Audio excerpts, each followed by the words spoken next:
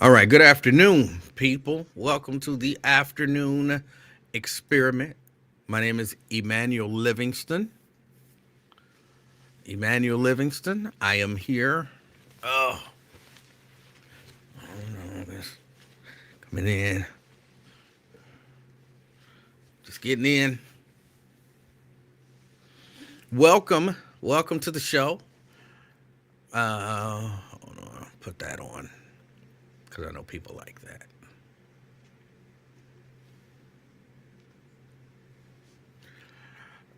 Oh, let's see. What are we doing here? Welcome. Welcome to the show. I'm still looking over here for the camera. Welcome to the show. I don't. I said I would be here early today, and I had intended on it, but I wasn't thinking about that it was Friday, and so on Friday, of course, I go pick up the little baby, who don't like me calling her a little baby, but she really do like it. Um, but yeah, I forgot about that, so I had to go pick up the little baby, and I was running just a little bit late. So forgive me, please. Forgive me. Oh, let me see. I got to say hello to the people. Got to say hello to the people. What are you doing back there? What are you doing with your lips? Oh, you need like some chapstick or something? Okay, I had to go get you some. Um, Robert Willis, good afternoon. Anthony, good afternoon to you as well. Got Preston in the house. Good afternoon, Preston. Good afternoon. Um, Anthony says I won't be babysitting for him. Good, because I'm not a babysitter. Myosha, all the rich people in the house. Dante says what it is, man, what it is. Tria in the house. Good afternoon. She's representing Columbia Township. Dina, good afternoon. David, good afternoon. He's representing the entire universe. Uh, Pamela, representing Avondale. Good afternoon, Pamela.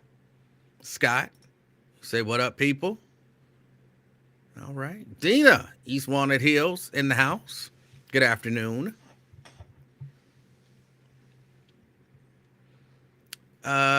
Regina, good afternoon. Good to see you. Good to see you. Got Tessie in the house. Good afternoon, Tessie. Andrea, checking us out from Gulf Manor. All right. Gulf Manor in the house. We got Dallas, Texas in the house. Do you wear like cowboy stuff as a Texan?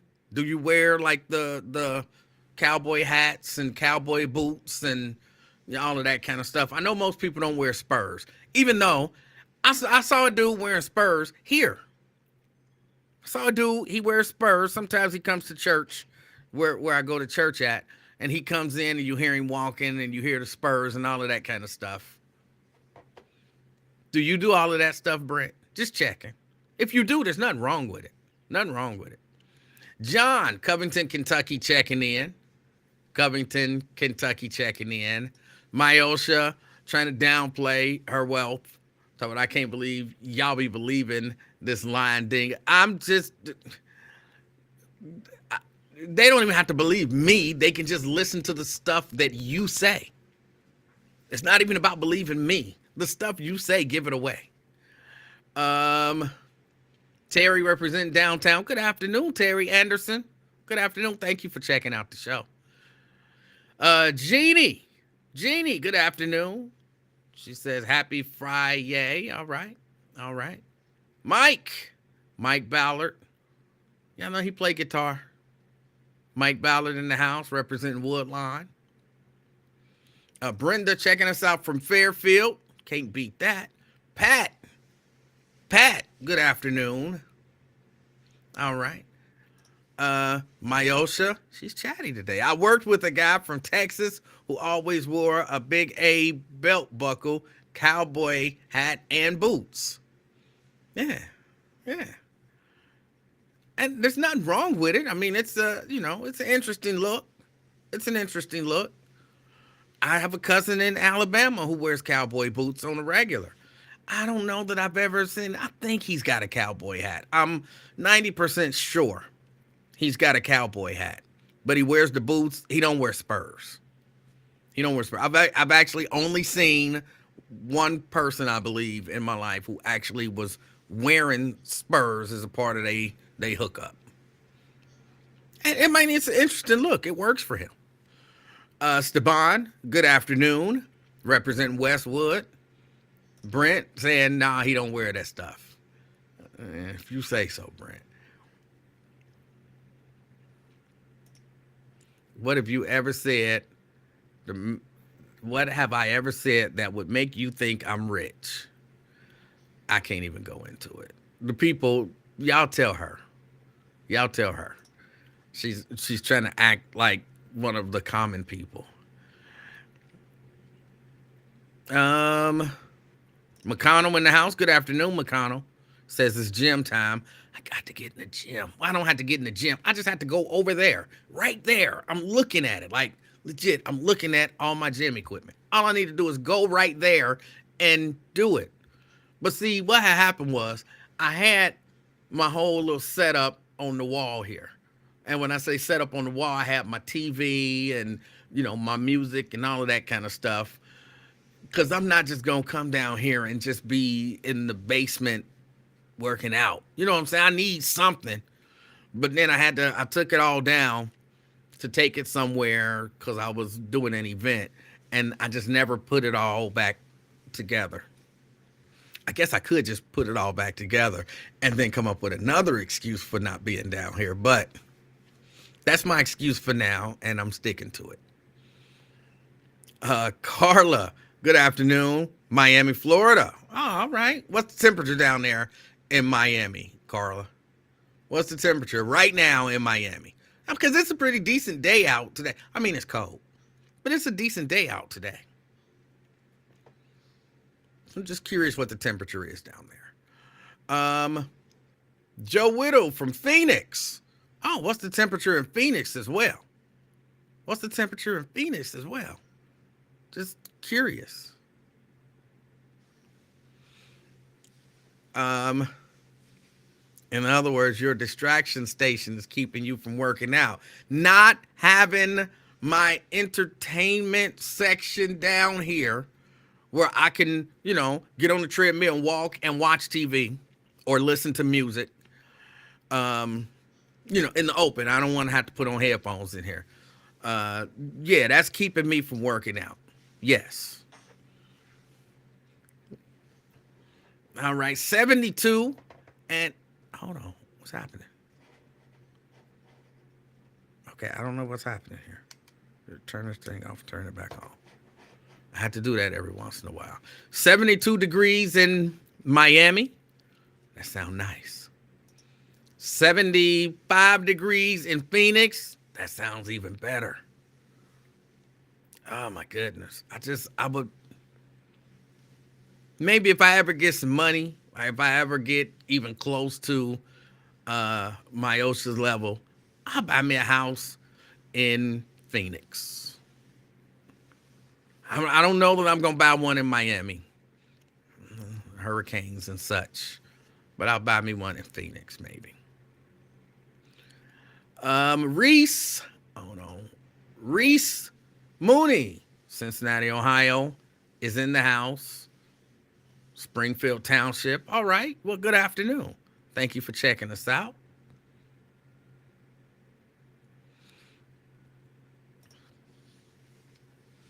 I read an article that said you're supposed to work out without music and distractions. People make up anything and put it in an article. People make up anything.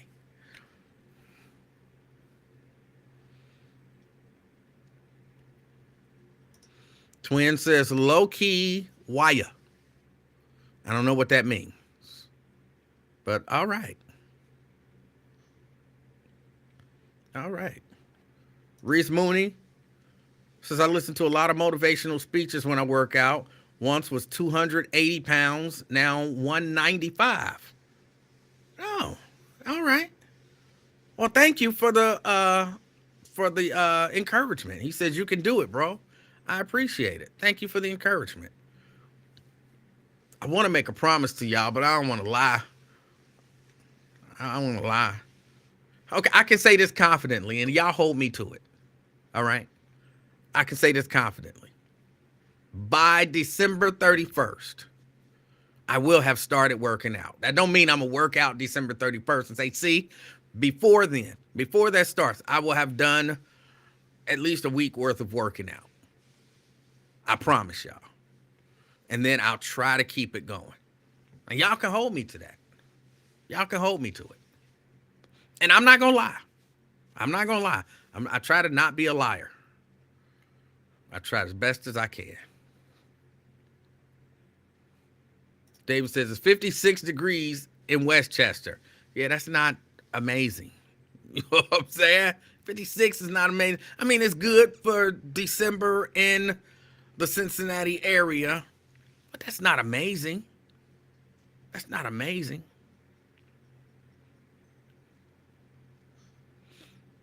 Brent says 52 and light rain in Dallas. Damn. Dallas is supposed to be warm. Warmer than it is here. Oh, let's see. But anyway, all right. So what's going on? I was talking to the little baby about Coney Island and how we're probably never going to Coney Island again. She was not believing me. She was asking questions. Like, are they just closing because it's cold? No. No, they closing because they closing. But then they're going to be open again. Like, no, I don't think so. I think they shutting it down. Said, but you promised that we would go swimming again. I want to get in the pool. And I'm like, I did promise, but that was, I don't say that I broke that promise if they shut down. That's not on me. Because I did, she'd been asked, well, can we go back to Coney Island? Can we go back to Coney Island? And I told her, we'll go back to Coney Island when they open up again. And yeah, we'll go swimming again. So she was looking forward to it. I had to tell her today, that's not going to happen. They're closing down. So, I have to find another place to take her to go swimming. I don't think she really still believes that they closing down all the way. But because in her mind, she keep asking questions like, so then they'll be closed through January? I'm like, no, they'll be closed through forever, I think. So then that means they won't open back up until it gets warm? No, they won't open back up.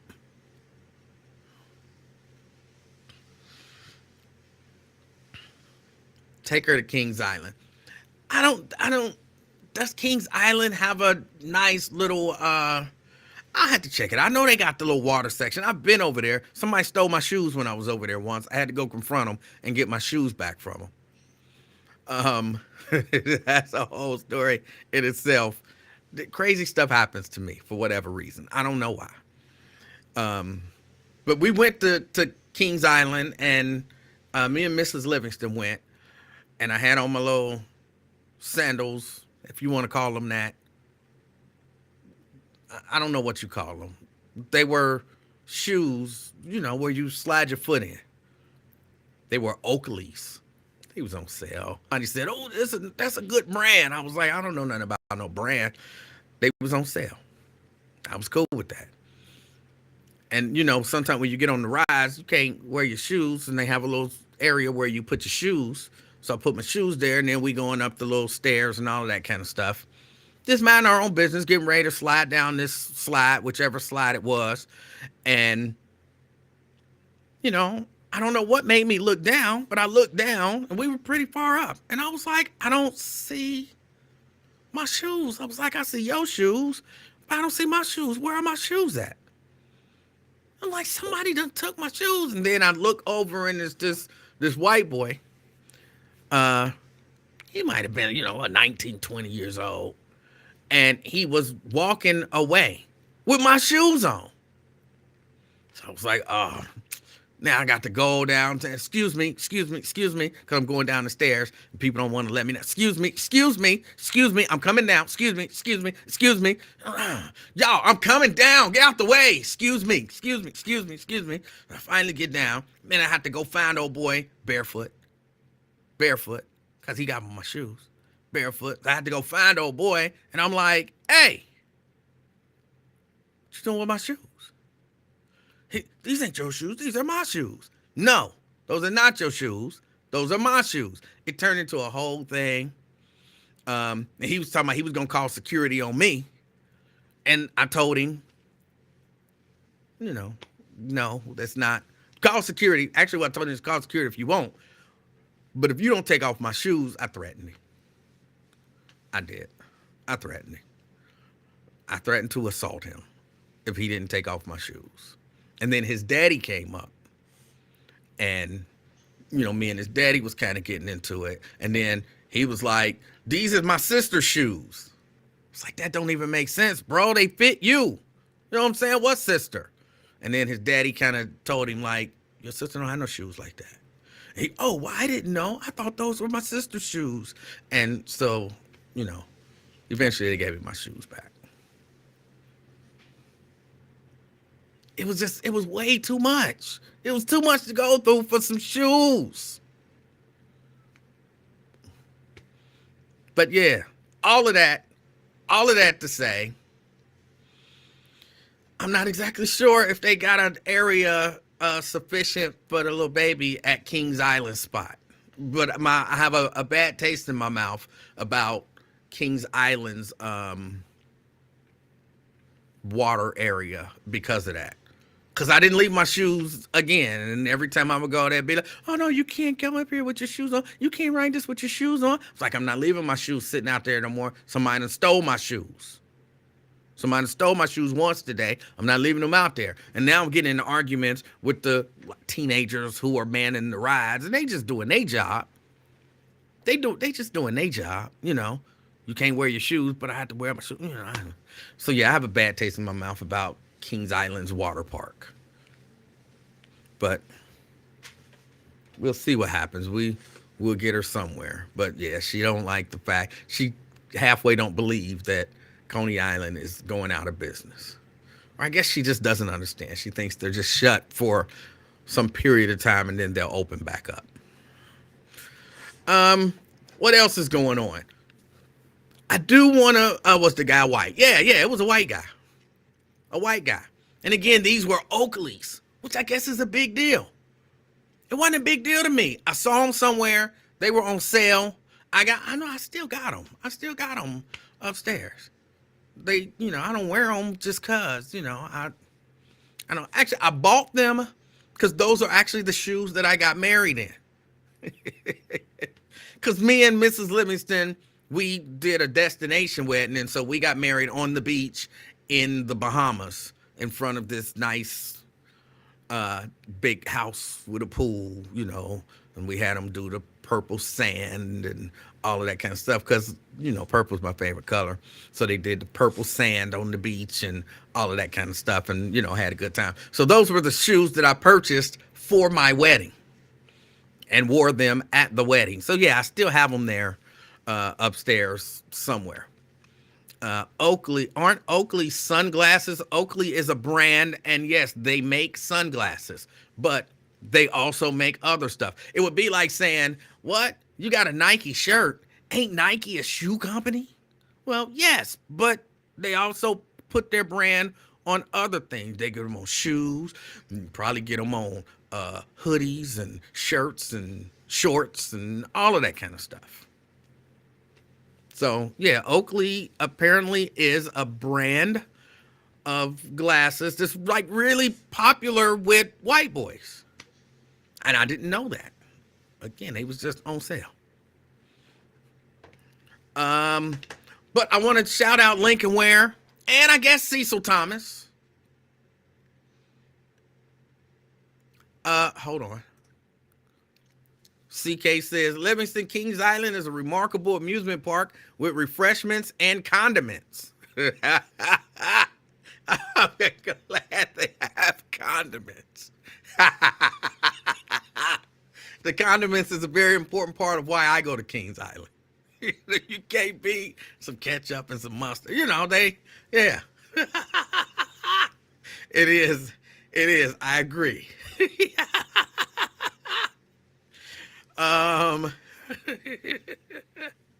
Yes. Refreshments and condiments.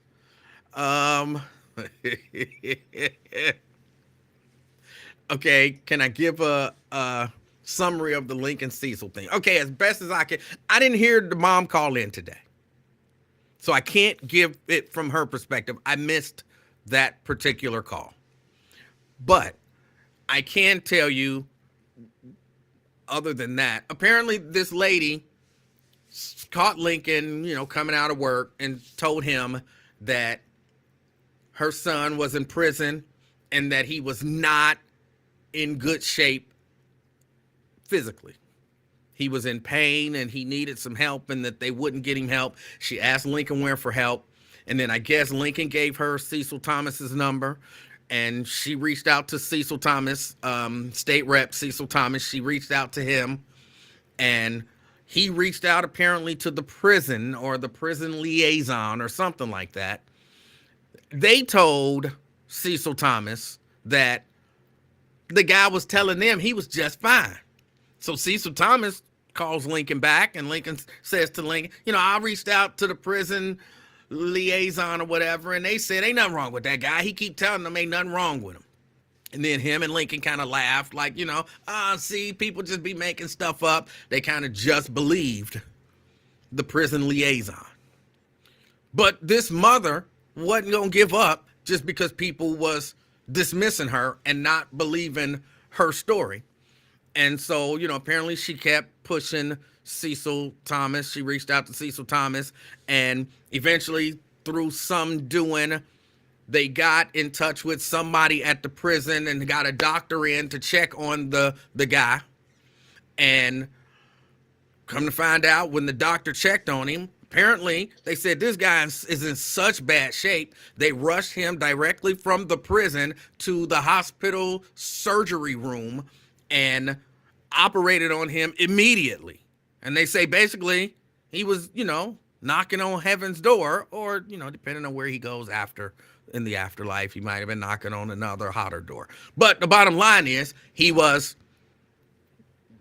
in danger of dying had he not been taken to the hospital and rushed directly into surgery, as my understanding of the story. And so, yes, I guess she called in to the Lincoln Ware show today and kind of ran everything down that he had this surgery, and I guess he's doing better. But Cecil Thomas called in and said basically they told him that if this guy hadn't been checked on and gotten into surgery immediately, he would have died.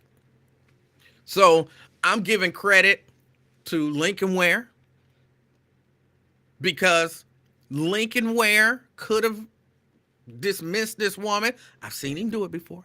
He could have dismissed, and that's not a shot at him. Sometimes you don't have time to be dealing with people. But he took the time out to talk to the woman and to hear the woman and to point her in the right direction. Had he just ignored her, that young man might be dead.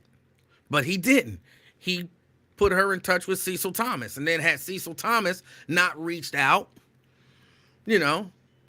or just heard her story and dismissed her, that young man might be dead. But he didn't. He then reached out to the prison liaison. And then if she would have just left it alone when Cecil Thomas and Lincoln Ware dismissed her because the man said, ain't nothing wrong, And they, how black people just be making stuff up, blah, blah, blah. I don't know if those were the exact words, but that was the sentiment on the call.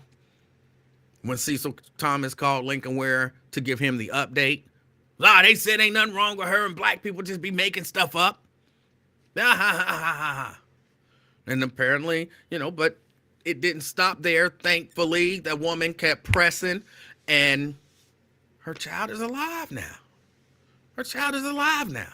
So, in spite of the fact that at some point they were dismissive about her, their actions are what, and of course the mother, you know what I'm saying? The mother fighting for her child. Ultimately, because of her, because I'm sure she tried to get in touch with people at the prison and all of that kind of stuff, but she was like on her, at her wit's end. And you know how it is. People get on people about reaching out to Lincoln Ware for stuff that, you should get a lawyer to handle that. Oh, you should be talking to this person to handle that. Oh, you should be talking to that person to handle that. But everybody don't know all of that stuff. Realistically, the overwhelming majority of the public has no idea. I would imagine you could go out there and ask a whole lot of people in the community, who's the mayor of the city of Cincinnati? They wouldn't know. They wouldn't know. And we think of, that's just so irresponsible. You got to know this stuff. You got to be aware, and you got to this. But a lot of people don't. And a lot of people aren't.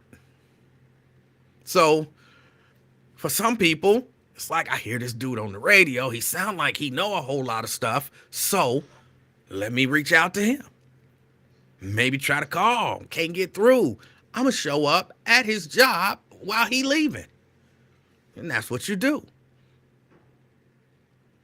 And so ultimately, but like I said, if either of them had just ignored her totally or totally dismissed her, that young man might not be alive. So shout out to, of course, to the mama, but also to Lincoln Ware and to Cecil Thomas.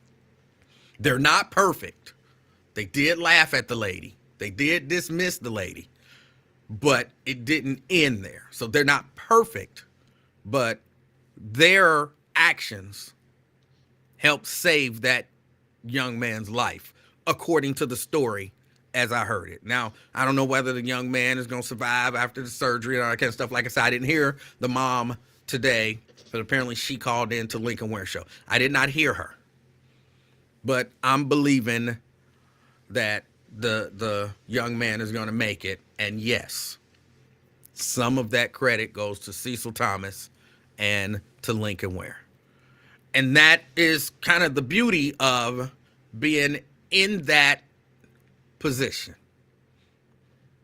As Cecil Thomas, he has the ability to reach out and, just the power of saying I'm state representative gives him the ability to do, reach out to a lot of people, and it should carry a little weight. And of course, Lincoln, knowing all of these people, his knowledge and his relationship with these people is valuable. It's valuable. So, yeah, shout out to both of them, or technically, I guess, all three of them. And, hopefully everything turns out all right. Turns out good for the young man. So, all right. So that's that. That's the summary as best as I can give it. Good afternoon, Tina. That's the summary as best as I can give it. And, I'm glad to be able to give that summary. Nat says he wonders if it was a state or a private prison. I'm pretty sure it was a state prison. But I'm not 100% sure. I'm pretty sure it was a state prison. I don't know what else is going on. There's other stuff going on, of course. Of course, I'm not really trying to get into it. Even though I will say, I have no idea why Ron Omega has me blocked on Facebook. I don't know what I did. I see him on here as Ron D. I don't know what I did to Ron Omega to be blocked on Facebook now. But he has me blocked. But I say that because I don't really want to get into impeachment investigations and inquiries and all of that kind of stuff today, but that's still playing. That's still playing. Um, why you always piss people off? I don't know. I don't do anything to people. I don't do anything to people. It's like I was said to Ron says, I did not block you. Ron, the Ron Omega, which is you, has me blocked on Facebook. I'm blocked on Facebook. It's just the truth. If you didn't block me, somebody hacked your account to block me on your account. That just doesn't make sense to me that somebody will hack your account just to block me. There are some people that don't like me enough to do that, but I just don't think it happened. I just don't think it happened. I think you got me blocked. He says, why are you saying that you're blocked? You're not. Okay, hold on. Then don't be going trying to unblock me real quick. Don't be going trying to unblock me real quick. Hold on, let's see. People don't know. It's a few ways to tell if you blocked on somebody's account. Let me see. I don't want to falsely accuse anybody of anything.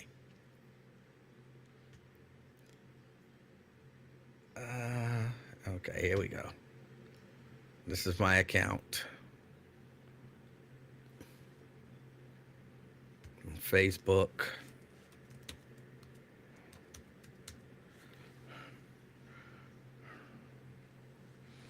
Hold on. Now let's see. Hold on. Let me put this up here. Why are you saying that you're blocked? You're not. This is my account. As you see up here in this corner, I'm searching Ron Omega.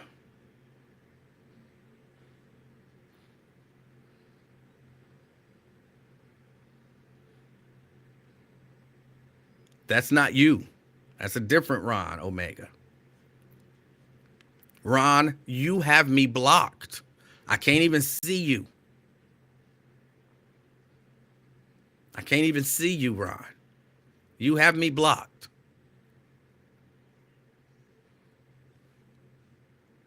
So, there's nothing wrong with it. You can block whoever you want to block. Just don't pretend like I'm not, I'm not.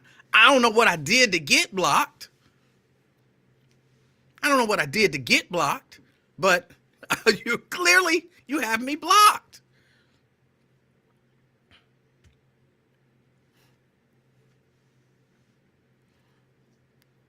I don't have a problem with it. You got a right to block whoever you want to block. You do. If you're blocked, it was by accident. Yeah, somebody hacked your account, man. Somebody hacked your account. Earlier today, I was listening to the radio station and I heard Freddie Red doing the commercial for the Cincinnati Music Festival. He does the commercial for the Cincinnati Music Festival like every year. Probably been doing it for like 50 years. I might be exaggerating a little bit with the 50 years part, but he's been doing it for a while. And I thought, I wonder if he's still mad at me.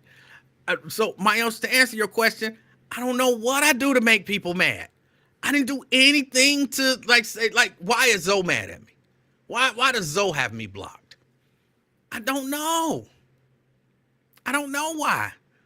Y'all know Zoe just one day, just out of nowhere, he just started attacking me. And he said he wasn't attacking me. He was just having fun. He was just trolling me the way I troll Lincoln. But he was saying really attacking stuff. And I'm like, okay, that's fine. So after a while, you can attack me so much. And then I'm going to attack back. And then next thing you know, I was blocked. Now, if you ask me, what did I do to Zoe? I have no idea. I thought we was cool. I ain't say nothing about him. I didn't, say nothing about none of his friends, none of his people, his Emmys, nothing. Just out of nowhere. I don't know what I did. Freddie Red, I know why Freddie Red was mad at me, but it had nothing to do with me. He was mad at me because he got fired. But him getting fired from the radio station didn't have anything to do with me. I didn't fire him. I didn't tell him or nothing. What he did was of his own doing.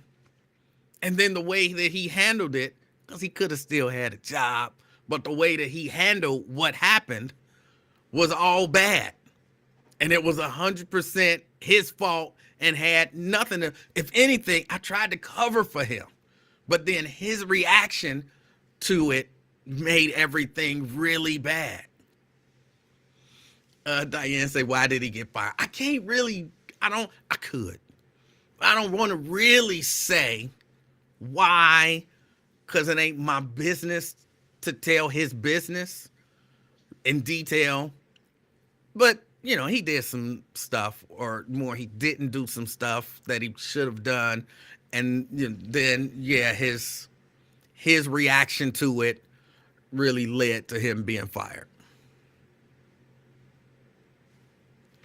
But yeah, it had nothing to do with me. But since then, he been mad as hell at me. Like, I didn't have nothing to do with it. Nothing. So I'm blocked by him. Some people, I know why they blocked me. Some people, I know why they blocked me. I'm all right with it. You know what I'm saying? If you got some, you know, legit kind of beef or whatever with me, block me. I'm cool with that. But some people, I just be looking up and I'm like, I just be looking for people. I'll be like, they done blocked me. They done unfriended and blocked me for no reason. Terrence said, yeah, Freddie messed up. Yeah, it was 100% his fault that he got blocked. I mean, that he got fired. But I will say, I don't think he has me blocked. He just be mad at me. Hold on.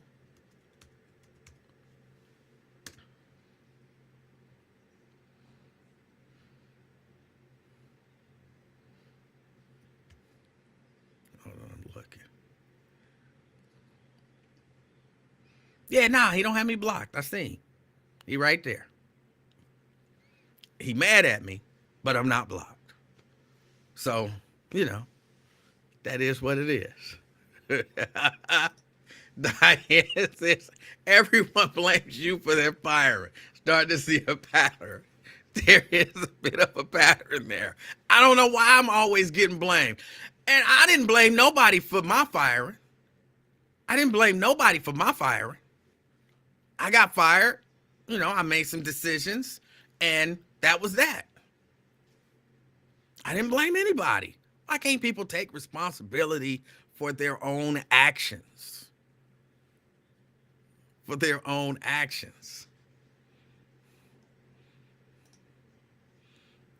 He unfriended me on Facebook.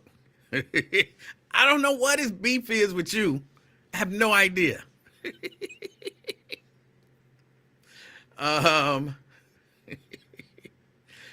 But just like Sisters and Sisters Speak, lady, you snitched on. I didn't snitch on nobody. I didn't snitch on nobody. I don't do that.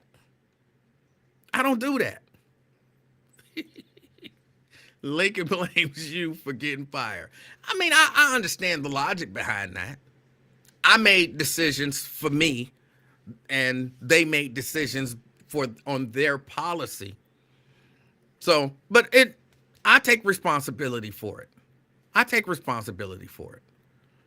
don't blame nobody else. I'm not mad at Terrence because I got fired. I'm not mad at Lincoln because I got fired and he didn't.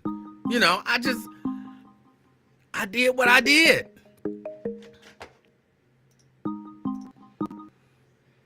Twin.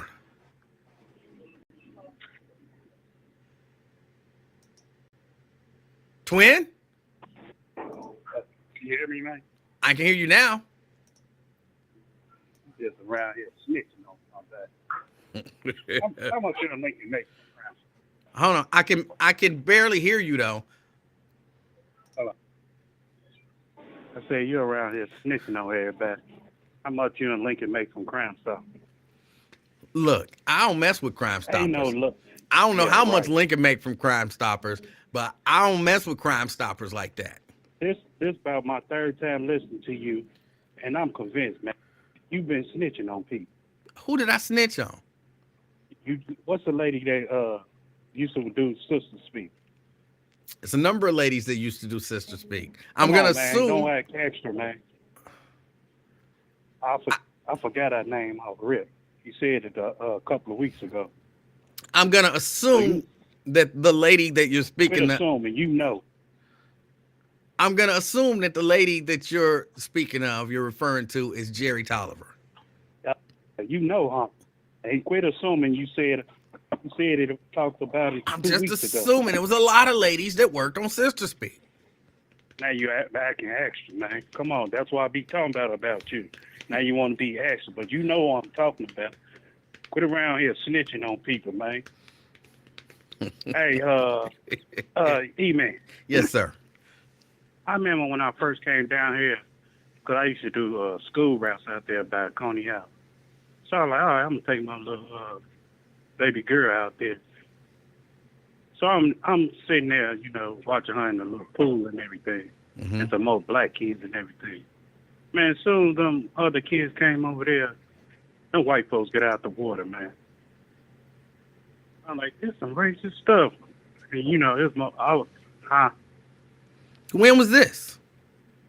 this was, God, 2000, 19, 18, I believe. Oh, Yeah. Maybe probably 2016. okay. Yeah, that was my first time going.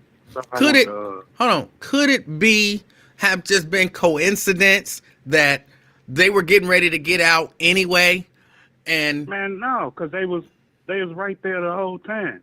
And then she's like, kids, come on. So the last little baby, Mom, want us? No, come on.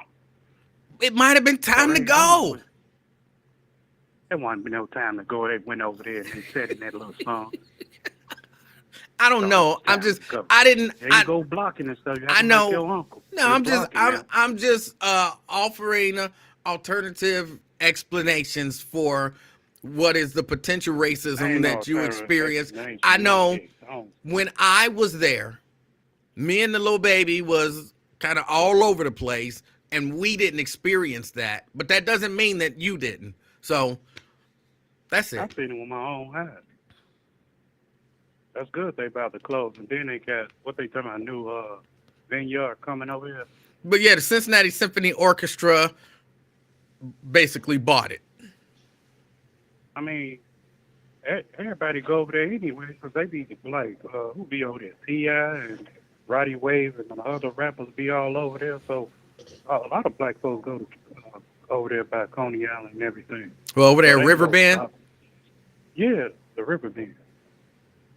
So a lot of black folks go over there. I think I've only been over there twice. I went and saw Lionel Richie, and I don't remember what else I saw. I think Barack Obama, before he got elected, he spoke at the Labor Day picnic, which Lincoln acted like he couldn't remember. They called it a picnic.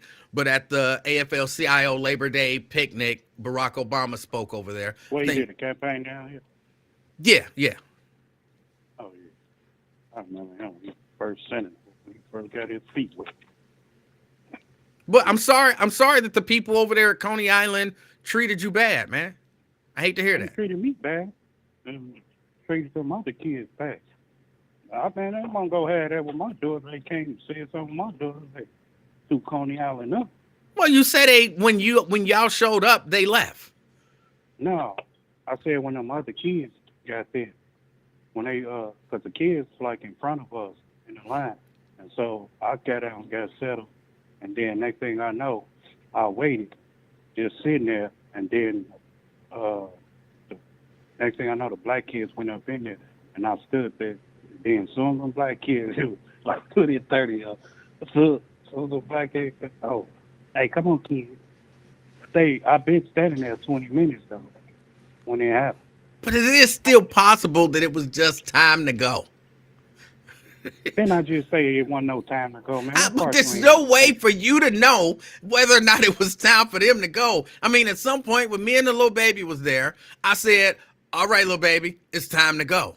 And somebody else might have been walking up at that moment. You know, as us black folks, we ain't got time to go. Once them, you talking about you leaving the swimming pool and all that, they go throw a fit. You tell them you about to leave. Some black folks ain't. And it's gonna be hard catching them anyway, What? cause they having fun and it's hot. Yeah, No, you when you tell a say black it's kid time to go, it's time to go. they ain't go. Them black folks ain't gonna leave. Them little kids, no. Junebug from A1 and Bar Hill, no. They gonna stay there. No, Ain't no. no sense. When me and this little baby went, I I said know about your I situation. I said know to about it. her, it's time to I'm go. not dumb, She man. didn't I'm want to not dumb go. or slow. She didn't want to go. And she was like, no, can we stay a little while? And I was like, no, it's time to go. We got other stuff to do. So it was time to go. And I'm saying that might have been the same thing. It's possible that that's the same thing that you saw. You couldn't possibly I'm know. doing that. I work for myself. You better go get it yourself. Oh my goodness. Yeah, hello. Yeah. you Oh, what's wrong with you, man? I Oh, don't man, you I please don't go know. get some. I I'm don't know speaking what's on the phone. happening at the job, man. I don't want you to beat nobody up. Nah, that's my supervisor. Go get something for it. Nah, you go get it. I ain't doing it. Are you on your break? Nope, I'm working. Stop playing with me. No, now you snitching and stuff. Snitch. You know, because you snitch. My fault, E, man. It's all right. Yeah, that's all I had to say, man. Quit telling on people, man. Being Crime Stoppers. No, you and Lincoln getting paid and everything. I'm not, I I'm not forgot what getting else I had to say. I was never getting paid by Crime Stoppers. So, all right, then. If I got something else to call, say anything, I will be calling back, sir. All right, twin. All right, man. All right, that was twin. I don't know what is happening at his job. I have no idea. But hey, if it worked for him, everybody don't. People used to tell me all the time, oh, that's so unprofessional. I'm like, you don't know what the professional standard is in this industry. Different industries have different professional standards, and different coworkers have different ways that they interact with one another. So him and that woman giggling and all of that kind of stuff, that could be the very professional for, Kroger. I don't know how they get down. People set fires in the store. It's a whole different world inside Kroger. You walk in there and you become an employee, the whole night. It's a whole new world.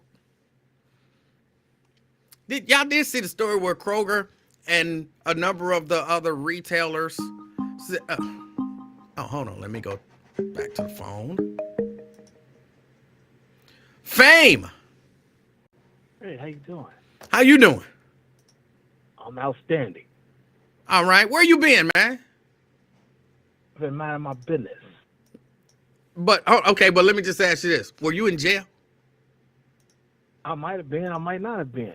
Who told you that? No, I'm asking. Nobody told me. It's a question. I might have been. I might not have been. I might have been in surgery. I might have been recovering from a surgery. Might have had a car wreck, a motorcycle accident with a broken leg. All of that could be possible. Yeah, But So I wasn't at the Justice Center. I'll tell you that much. all right. So then just no would be then the answer. I didn't say no. I said I wasn't at the Justice Center. Okay. But what's on your I might have mind? been in the feds. I'll tell you what's on my mind. I'm about sick of the damn the love given to Cecil Thomas for his rudimentary, pedestrian, and perfunctory level of advocacy. Didn't he say he called in Lincoln Ware? Didn't you say he called into Lincoln Ware the first time and they was clowning the situation of the sick inmate? Yeah, they were lightweight clowning the mama. Yes. Yeah, they clowning this woman, and then she goes back and says what's really going on, and then the young man gets the medical services he needs, right? Apparently, yes. Yeah, so how the hell is I keep telling y'all, Cecil is past his time. We got to get rid of these statues. You know what I'm saying? These icons, these alleged icons of black advocacy in this town. He being one of them. He's done nothing, and this is what he does. He never responds. I responded for 2 years, running this man down, trying to talk to him about the sports betting bill. No answer from him nor his office for 2 years. And then a week before it's time, he goes on Lincoln Ware. Yeah, I did it, man. You know, blah, blah, talking about it, how he, you know, his work done to get it to sign it into law and to, you know, just all that kind of stuff. It's like, you ain't done nothing, old school. Quit lying to my people. Well, but Fame, this is why he, at least in my opinion, he gets some credit. Because, Why? all right. Because he made a nice jingle? No. He made a pop? No, he gets some credit because he could have just, like you said he did with you, he could have completely ignored that woman. And so without him making... He did the first time. No. He didn't the first time. No. He didn't the first. He got absolutely nothing done the first time, like he always do. Gets absolutely nothing done. But black people, we just see a black face in there and say, "Oh, vote for him." But no. Even though he ain't gonna do jack bleep for us. But he did do something. What did he do that was spectacular? That's praiseworthy. I didn't say it was spectacular. I said he made, at the very least, he made a call. And then there was a follow-up call that led to doctors coming in and examining the young man. Had he done nothing... He could have proposed a law years ago that says, when a patient say they sick, God damn it, we got to believe them. I agree. Like he did with the weed law. Just like he did with the weed law. So all his reactionary work does nothing for me because I know the type of sucker he really is. I'm not even arguing. I'm not even arguing with you on that. I'm just saying your question was, why does he get any credit in this particular incident? And the reason he gets some credit is because he did something that led to something. Yeah, he did something that was rudimentary, pedestrian, and perfunctory. Was it not? You could describe it like that, but whatever it was, it led to something which led to that young man getting the surgery that apparently saved his life. What was more impactful? Him doing something to produce a weed law or making one phone call for a sick inmate? Well, I'm not sure which was more impactful, but when you're specifically, which I was, specifically talking about this one incident, you asked, why does he get any credit? And it's because he did something. The mom should be heralded, not Agreed. Cecil. I agree the mom should be heralded, no doubt. Cecil did basic work of a politician. You know, Clay Davis. Hey, Clay, is my light bill off? Can you help? That's what he did. He don't get no plaudits for that. Well, I don't know that I agree with that. Quit. Let's black Hamilton County, Ohio voters. Let's stop giving false adulation to these relics. You know, that's the bare gosh darn minimum he could have done. You would think after all the years we voted for him, listen to that jacked up jingle, he would have do something extraordinary. He didn't do anything extraordinary. I'll give you that. Hopefully, extraordinary. Hopefully, he does it proactively and not reactively, like he did with the weed law. He was proactive in getting black folk hemmed up. But this boy got to be at death's door. His mama calling podcasts and radio stations, crying about it, saying he ain't getting the proper attention. And then, you know, then we got to find out that the boy was damn near ready to die before Cecil made his call, and they decided to go help him. Bull crap. He gets no adulation for that. Look, again, I'm not Basic work. I I'm want to see somebody not doing yeoman's disagreeing work. with that, but you asked why does he get some credit, and I said because he did something. That's it. Nah, you That's call all that I'm saying. something? I'm not saying You Cecil call Thomas is the greatest. I'm not saying Cecil Thomas single-handedly saved that boy life. I'm not saying Cecil Thomas was the driving force. I'm not saying any of that. I'm saying he did something that led to something that saved a young man's life. so That's you said just he basically factual. you said that Cecil Thomas is a basic bid. If that's how you want to interpret it, sure. But that's how we're going to interpret it for the show. I'm the voice of the people. I remain that. Nothing's changed. I represent the young man, the underserved man in this company, in this community. You know, in this community of Hamilton County, Cincinnati, and your listening audience, your vast listening audience. I represent the underserved. I represent the people. I represent the people's camera. I blow up the negatives so that your listeners can see the negatives. I blow up the negatives. I'm sorry, so your negatives, so your listeners can see the bigger picture. Is what I meant to say. Okay. I did more than Cecil has. Why are you calling that man Cecil? You know that's not his name. That's his name. His name is Cecil Cecil. Thomas. Cecil Thomas. Won't do a goddamn for you. That's a promise. Won't do a damn thing for you. That's a promise. Man, Cecil Thomas. you got beef with Cecil Thomas. What did he do to you? I told you what he did. He disrespected me just like he just disrespected that woman. Just like he's disrespected black voters since he's been elected, since your former employer came out 23 years ago? If not before. He disrespected a generation of young black men by having them seriously criminally charged for a joint. Something that's legal now. I can't disagree with you on that even a little bit. Had no foresight at all when doing that law that he is known for. I agree.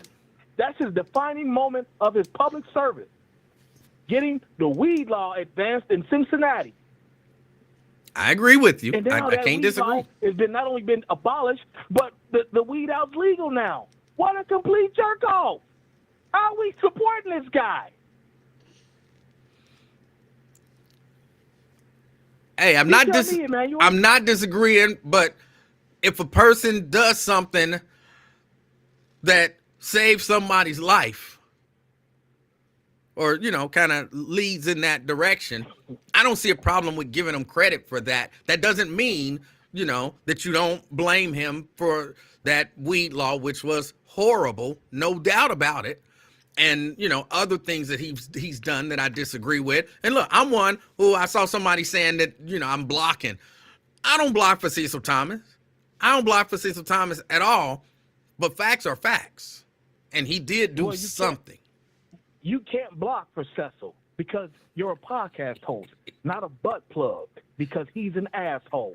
Let's just call it what it is. That's terrible. It's been real. I had fun. And I'll talk to you again soon, boo. If I don't, hey, Happy New Year and Merry Christmas and the Christmas of Kwanzaa, all that other shit you celebrate too. All right, B? Y'all be well. Did you call me boo? Did he call me boo? I take exception to boo. You know what I'm saying? Look, I'm not your boo. I don't like that term. Boo? That feels effeminate, possibly homosexual. Men don't call men boo. I don't like that. Don't ever do that again. No, I'll hang up on you and put some sort of a ban on you for quite a while. Don't call me that. But thank you for your call. Thank you for your call. And I'm not disagreeing with him. Look, I disagree with a lot of stuff that Cecil Thomas has done. And when I disagree with Cecil Thomas, I don't have no problem saying to Cecil Thomas, I disagree with you. You was wrong about that. You was out of line. I don't know how many times I told Cecil Thomas, during that whole weed thing that he was totally out of line.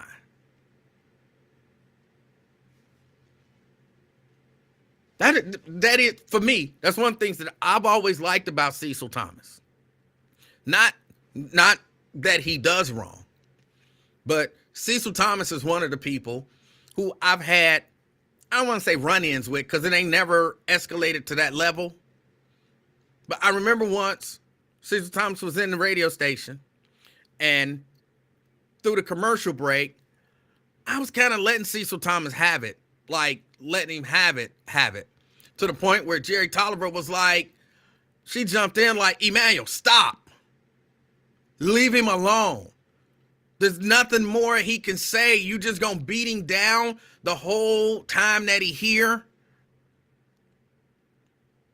Afterwards, Cecil Thomas was just like, hey, all right, man, whatever. Like, it wasn't, there were no hard feelings about my criticism of him. None. And I've always appreciated that, you know, he didn't take that stuff personal. They were legit criticisms. He tried to answer them. Most times I don't feel like his answers are good answers, but you know, he'll stand and he'll defend himself and it won't be no personal whatever, no animosity or anything like that. So that's that. Now, I don't know what he said behind my back. No idea. But I know when I see him out or, you know, when we run into each other, there doesn't seem to be any animosity. Jack says, at least that's what he showed you. But him and Lincoln probably be talking about you like an MF. I don't really care all that much what people say behind my back. I really don't. I know there are some people on watching this live stream right now who will call Lincoln Ware and say, Lincoln, Emanuel said this about you. Your friend over there hating on you. Oh, your friend over there. That I know who you are. Because Lincoln tells me what you say almost verbatim, and I know how you talk. So I know who you are. I ain't never said it to you, but I know who you are. So what? So what? People always gonna talk behind your back. That's just the way of the world. That's just the way of the world. So I don't really care about that. Ron, I see you called in while I was on with Fame. Please feel free to call back if you'd like to. I only have one line, so I can't like grab the line and put you on hold and pick you up right after that. So if you want to make a call and I'm on the line with someone at that time, then it's probably best to wait until that person hangs up.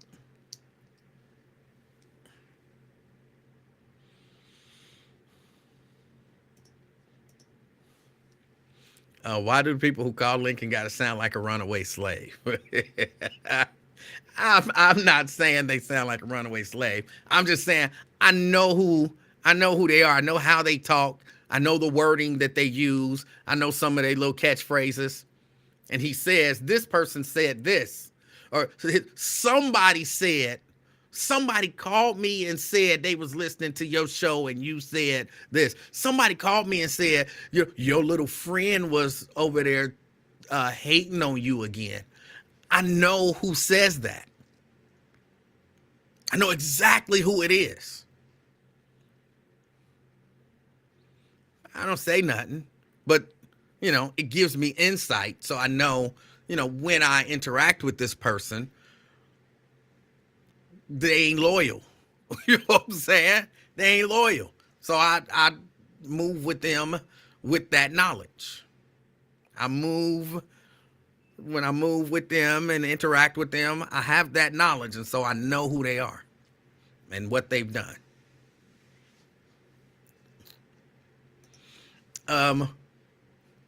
Wow. So there's a snitch in our midst. I don't even consider it snitching. This is like publicly available. So anything I say, if you want to go and tell him or them or her or whoever it is that I said it, you're not snitching, because they can always just watch the stream and be like, oh, that's how he feel, because it's out there for the public. So I don't even, have a problem with that. Just some of it is in the way that the information is relayed. You give it a certain context, and then you present it to him. Yeah, I'm all right with it. For real, it don't bother me, except just to know that this person who tries to convince me that we real cool,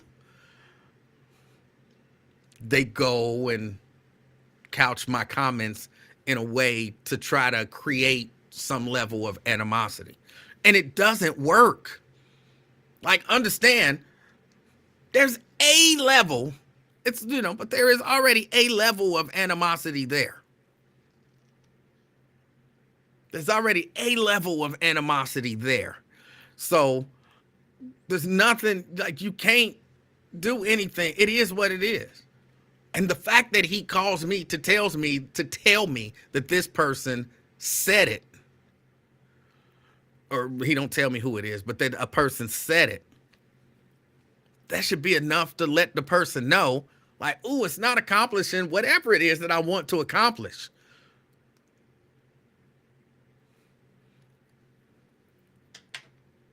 Who am I talking about? No, it's not. If it's not you, don't worry about it. If it is you, you still might not know that it's you, but I know that it's you. But it don't really matter. It don't really matter. It don't really matter. What I was talking about something when Fame called. I was getting ready to say something about something, but I don't remember what it is.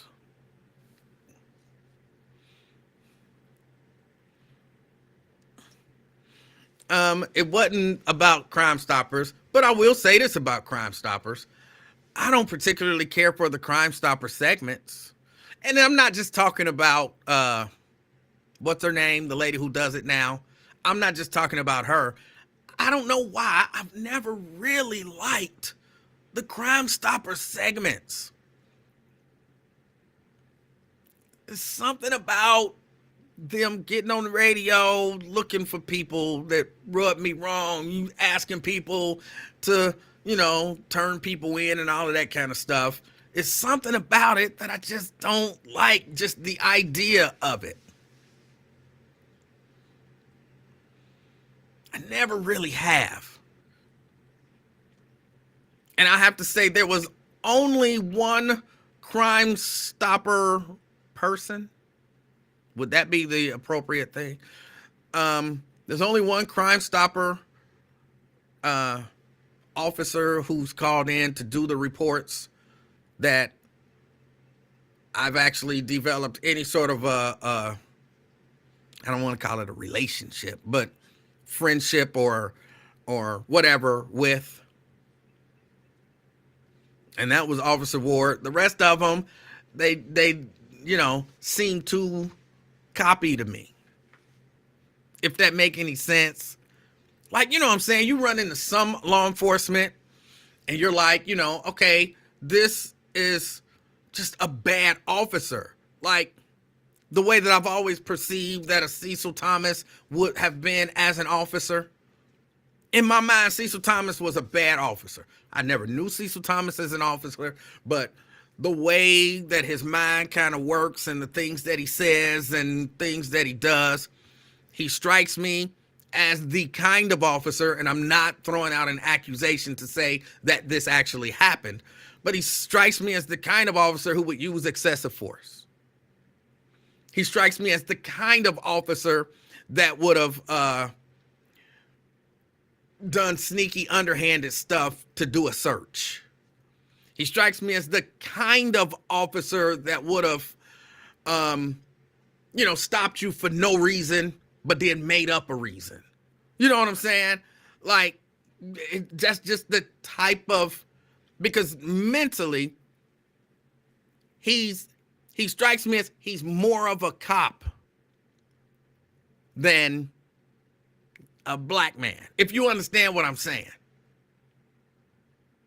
Like the whole weed law thing. One of the reasons that he told me that he did that was, for officer safety. He said that was for officer safety. That was why he did the weed law, for officer safety. Because if I remember his logic, and I could be a little wrong on this, but it was something to the effect of, if you giving cops any reason to stop somebody is good, because they might have a gun on them. So for the officer's safety, they have to be able to stop whoever it is that they want to stop, basically whenever they want to stop them. And that helps them be safe. It was really kind of warped logic. It was kind of warped logic. And I used to always be like, no, that don't make sense. Like that's not constitutional. Like, well, it's constitutional if you make it a law. Hey, but you only making the law as a reason for a stop without any other justification. But once you make it a law, then that becomes the justification. Right, and that's not good. Because officers will take advantage of that. Well, that's what the law was there for them to take advantage of. And it's like, dude.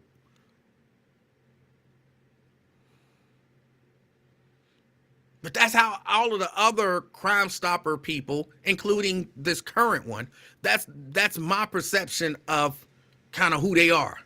They blue before they black, or, some of them were white. And I'm like, I don't like that. I don't like that. So yeah, I ain't never been necessarily down with all of this Crime Stopper stuff. Never been down with it. Said only one that Officer Ward, she was nice. I had opportunity to talk to her, and again, she never struck me as that type of officer. She never struck me as that type of officer. All the other ones, yeah. Geneva says, that was not my understanding of why he did, but to say he used excessive force and stuff like that, I don't believe that one bit. Again, I didn't say that he used excessive force. I thought I was clear. I said none of this is an accusation, because I can't say that he did. I said, but he strikes me as the type of officer who would have. That mindset strikes me as the type of officer who would use excessive force.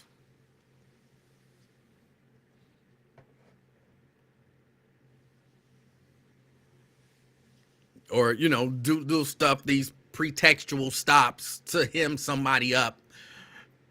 When I really don't have a reason to hem you up, but, I can say, one of the lights is out on your license plate tag, so that's why I pulled you over. And, ooh, now I smell weed coming out the car, so now I got to search the car.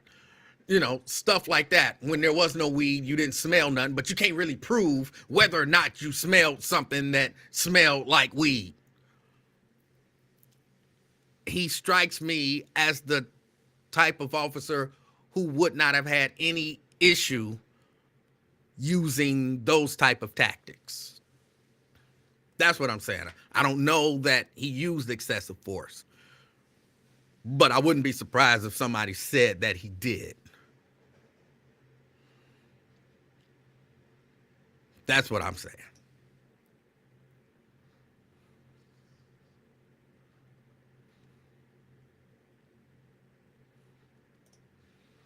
Burton says, on another note, a D.C. jury just ordered Rudy Giuliani to pay $150 million to those 2 black female election workers in Georgia for defaming them.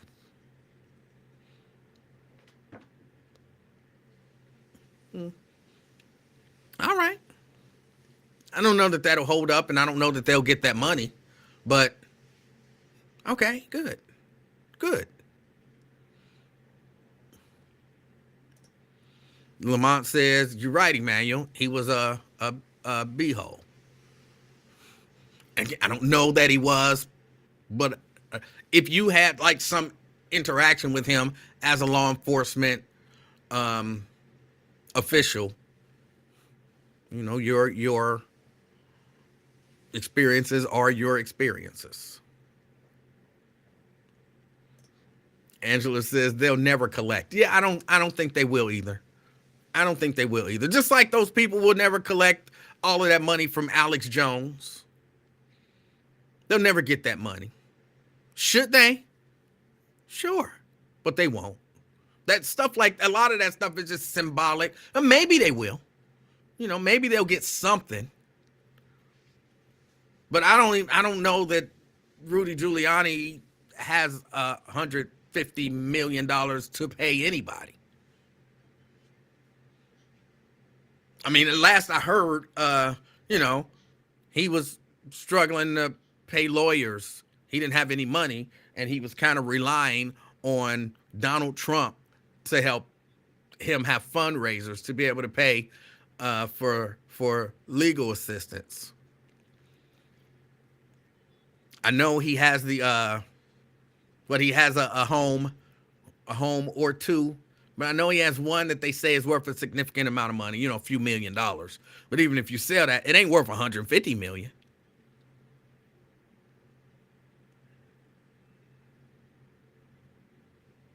It ain't worth 150 million.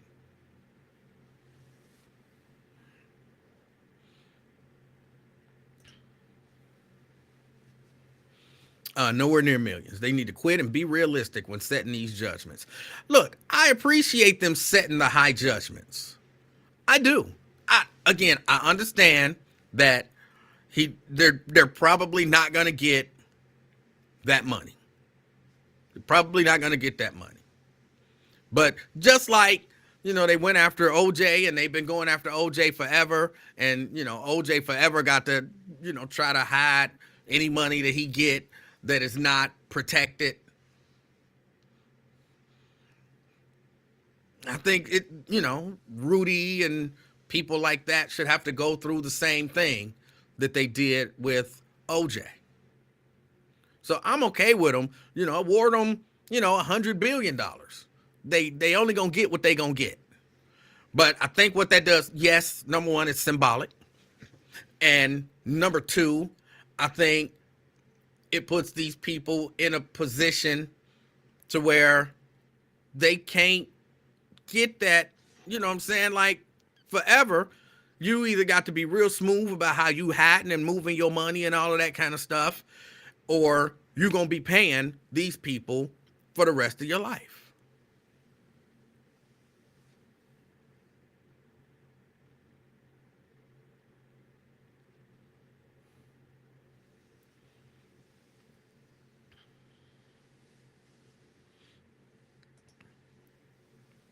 The judgment is what matters. One thing for sure is he will never again live the lifestyle he's been accustomed to. They'll get whatever pennies he has. I don't know that that's true. I don't know that that's true. They find ways to live the lifestyle. They find ways to, you know, around that. Like, again, I think I saw Angela said OJ is not on Skid Row. They find ways to have money and protected money to basically still live the lifestyle that they wanted to live. But, you know what I'm saying, he ain't free to just do whatever he want to do financially and all of that kind of stuff. So that's why, even though I realize it's symbolic, I realize they're not going to get all of it, I like the fact of having that hanging over their head for the rest of their life. So I'm not against the big judgments. I'm not against the big judgments at all.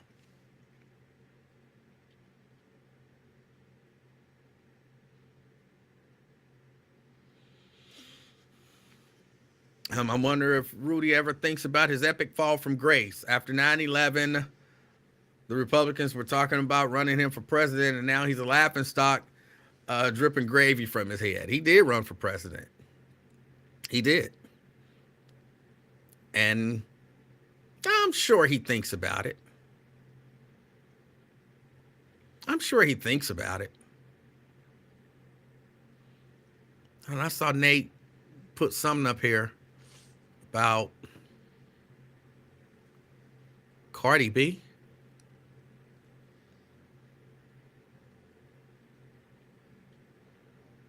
I don't see it now.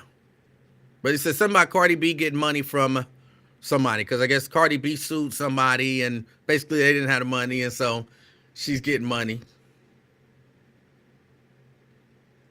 And I mean, that's cool. She gets something.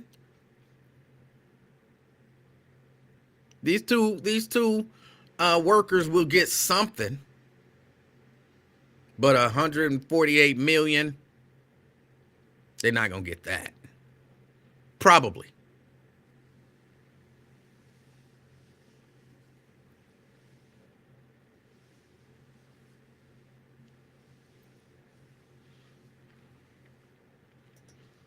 Any future book deals will be in jeopardy. Look, and he deserves it. I don't know how you allow yourself to get that wrapped up in something that's not even for you. That's not even for you. Like I'm being honest. Outside of family, I can't think of anybody that I would go that hard for. And even some family, like sometimes you have to say to family even, but definitely to people who you care about and you want to support, like, hey, dude, you lost the election. You know what I'm saying? I'm not going to get in trouble trying to get you back in office. Look, here's what I'll do. I'll do this and this and this, because that's all legal to do. I will get up and I will say, I think you won. I will get up and say there should be a recount. I will get up and say, whatever. I'm not doing anything illegal to try to get you back in office. I'm not lying on people. I'm not signing no legal documents. I'm not doing any of that stuff, man. I don't benefit from that. Well, but if I get back in office, then you're gonna be, oh, well, maybe I will break the law to getting back in office. No. I'm not breaking the law to try to get you whatever. If we can't make it happen through some legal means, I guess it's just not going to happen. I guess it's just not going to happen. But I'm not, you're not hemming me up. You're not hemming me up. I had a coworker, I used to say that all the time, like, bro, what you're doing is not legal. You can't do that. I'm not going to take the fall for if you get caught, I'm going to be able to say, I told you not to do it. You could just say you didn't know. No, but I do know. And I'm going to say, you knew what you was doing. You knew it was wrong. I told you not to do it. I'm not going down for you. Not happening. Just, I don't know, just part of who I am. I'm not built for like jail. I'm not built to, I ain't got no money. If you sue me, what you getting? You want to take on my debt? You know what I'm saying? You can get my debt. I want to sue you for everything you got. Well, I got $3,000 in debt right here. You can have it.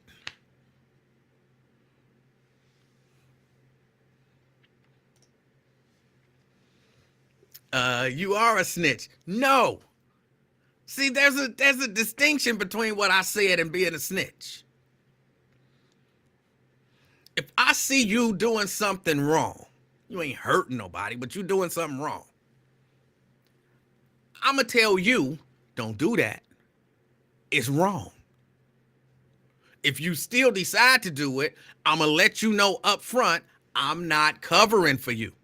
I'm not lying for you. I'm not gonna if they well you knew this, I'm not gonna lie. I'm not putting myself. That's different than snitching. Snitching would be me running there. You know, he doing a free commercial for somebody. That would be snitching. Not covering for you is don't do that. They didn't pay for that commercial, and you know they didn't pay for that commercial. And if something happened, and then when they come back like, hey, did this happen? And you're like, hey, take that up with him. Take that up with him. But I'm asking, did you not take that up with him? I ain't got nothing to do with that. Well, but he said that you knew. That's not true. That's not true. I specifically said I ain't got nothing to do with it, so I ain't got nothing to do with it. Take that up with him. That's not snitching. That's not snitching. I ain't no snitch, but I ain't no fool. You know, I'm wherever is in between the two. I ain't no snitch, but I ain't no fool. I'm right there in that soft spot in the middle.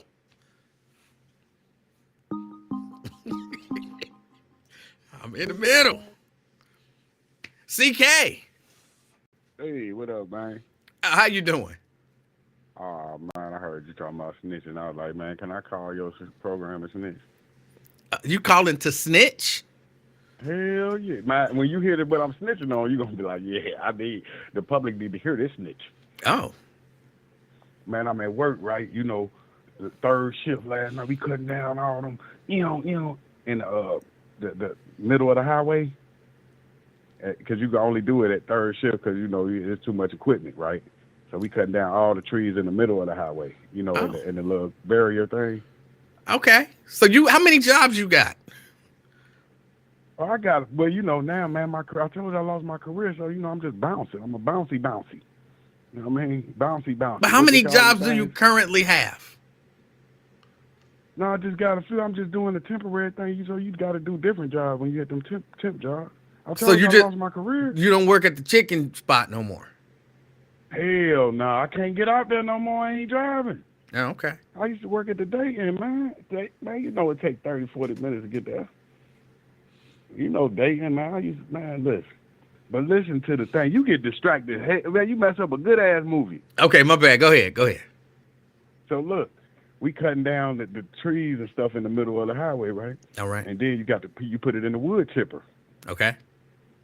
So our black crew going with the white folks, and then one of them, like we contracted that, but the people that's there, one of them put a deer in the wood chipper. Okay. Come on, man. Hold on. Is that bad? Why would you put a deer in a wood chipper, man? Is unsanitary. How you gonna continue to work? All that stuff gonna splatter all on you, man. Who did it splatter on? The deer was dead, right? The deer was dead, right? Hold on. So you must never did one. You worked with a wood chipper before? Yeah. I have a wood chipper. So imagine putting a damn body in there and the blood splattering back. That stuff ain't sanitary. That stuff gonna get all on you. It's a wood chipper. It's for mulch of wood. Yeah, I know what it is. I told you I got one. The deer was dead, right? Yeah, so when you put that's not for a deer. What is this, cremation? Look, I get that. It's not for a deer, but kind of what's the harm? It's messy, but what's the harm? There it is. Messy ain't the word. You got guts and everything. That's the thing. Yeah, we want messy wood. Leaves and woods on it, not no guts and doodle and intestines. Oh, but where is the wood going? No, once you put that stuff in there, man, all that stuff, now you got the foul odor, you got the stuff everywhere, blood everywhere. Right? That's just crazy. But I'm asking you, when y'all finish and y'all got the wood chips, where are the wood chips going? Oh yeah, right. They just dumping it off. Yeah, they not selling it. Yeah, I be ask them that because I'm like, y'all gonna mess around and get fired. But like you said, they just put it in the dump. And so all of that deer stuff is biodegradable. So it's gonna return to the ground and degrade and all that kind of stuff. So again, what's the harm? Man, the stuff is splattering. You gonna look like you stabbing somebody to death. Man, guts and stuff gonna splatter. You are forcing woods in there. That stuff go everywhere. But you not standing there where the stuff shoot out, right? No, my crew didn't do it. It was the one right behind us. It was two. We got one up front and one behind. So they was behind from the deer. They had to stop and shut down. Like, well, what the hell y'all do that for? Because now you got blood and guts everywhere. Nobody wants to stand right there in blood and guts and you on the highway. But don't they shoot that stuff into something? Yeah, I know the way my chipper works is there's a place where you put stuff in, but there's a place where you put stuff out, and that stuff shoots directly into a receptacle that catches everything. So it ain't like it's just shooting, willy-nilly all over the place. It's going somewhere. Yeah, but it's for wood. So when you put like animals in that stuff is splattering. It ain't just like like you just see how the wood does go everywhere. That's how the blood is. So it's going everywhere. You getting blood and guts on everybody. I think everybody will be okay. I think everybody will be okay. Nah, that's ridiculous. It was inappropriate, but I think everybody will be okay. You justifying putting the deer in the damn wood chipper. What else? What do you want them to do with the deer? Man, listen, man. Oh, so that's why they did. I ain't never look at it like that. They like say we ain't gonna just leave it here, huh? Just leave it. That ain't your job. Your job is get these trees down in the middle of the highway. You ain't got nothing to do with no deer. Leave that deer. They got people that's there for that. People got jobs picking up deer on the highway. Yeah, I mean, you might have a point. I don't think that's that big of a deal. Yeah, until you ain't see you clearly judging this from not being in it. That it shut them down. It shut them down because and plus your wood chipper. It's like you putting a squirrel in your wood chipper. That's not what your wood chipper is for. It's for wood. It's not for liquid living things. I agree. Or dead things. I agree, but I mean, in the grand scheme of things, I'm just saying, like, you're like, oh, I'm snitching. I'm like, well, what you telling for? What's the snitching for? Who got hurt? Hold on, that's lost labor time. You know what I mean? The other crew is just lapping y'all because y'all got to shut down and clean up everything. Now you got to clean that stuff. Mm-hmm. You're going to have to get that deer out the way. You're going to have to get the blood and stuff off the wood chipper. And like I said, right there where you putting the wood in now is a bunch of blood and guts. When you go dump it, it'll decompose. Yeah, I had this. Damn, I feel you though. I guess you're right. That's how they was looking at it. Like, hey, shoot, we picking up everything. What do you want? What do you want? What do you want to see happen to the people who put the deer in to the chipper? Probably nothing, but I just had to get it off my chest. I was traumatized. Okay. Yeah. Right. It's just yeah. But to hear you talk about it, it makes more sense. Like it happens probably more often than I think. I don't know that it happens. I just know that somebody said, they disturbed, that I'm not disturbed. I understand that it's not necessarily appropriate. I said that, but I think I'm supposed to be like highly upset or something, but it was a dead deer. Like they didn't go and kill a deer to see it. And I'm like, okay, it happened. You move on. No, let's just let it go. You're right. No, but that was the problem that it caused. It shut down. It shut them down for a minute. They like, who the hell did that dumb shit? Okay. So when you go to work, the task is to accomplish as much as you can in the 8 hours, right? I guess it all depends on the job. Yeah. Yeah. So if you shutting down, we got 10 man crew. So you wasting all type of time and money, man. All I right. mean, but yeah, you're right. If I was a supervisor, I probably would have gotten it. But as an employee, hey, I still got paid, so I wouldn't want that. I'd be like, damn, I would like to know why. Okay. Did you do as much work as you possibly could? You didn't waste no Oh man, time. hey, it was. You know, I'm old school. I was with this 28-year-old man. We knocking it out. We the only two workers. The other crew they down it with the deer people. We knocking it out so bad where the supervisor say, listen, y'all go take a break, and they put 4 people on our job. You hear me? I hear you. 4 people. Yeah, hey, watch, and I would have got MVP. When I say MVP, I mean Employee of the Week. But I had to give it to my comrade. Because he's younger, and I follow his lead. You know what I mean? He had more experience. But yeah, we was knocking him out, 2-man crew. Okay. The 2 brothers with the other one. Oh man, when they put that deer in it, you just turned all the black folks that was working with y'all away. They don't like that disgusting stuff. Working with I mean, all that feces and you got all type of stuff in that deer, man. All right. But yeah, I worked hard. You I was really sweating. concerned about the doodle. No, but listen, I worked so hard. I was sweating outside. Now that's hard work. Okay. You know that's hard work. You out there, you getting all them trees like that. You grab them branches slapping you, cutting your face open. You got to wear the face mask like a bank robber. Wear the sunglasses and wear the overalls. Yeah, right. It's a long road back from recovery. You hear me? But All I'm right. still and you remember you told me I wasn't gonna die this year, so I'm gonna hold you to that. Remember that? Yes. It's like, nah, you gonna make it. You can hold me to it. Yes. We got a couple more weeks, man. I'm scared, man. I'm like, You gonna make it. End it, but I'm like, You gonna make it. But this when us victims, we have the worst. I mean, not victims, suiciders. We have the worst time is in the holiday season. This is where we get extra depressed. But you're not gonna be depressed, and you're not gonna commit suicide.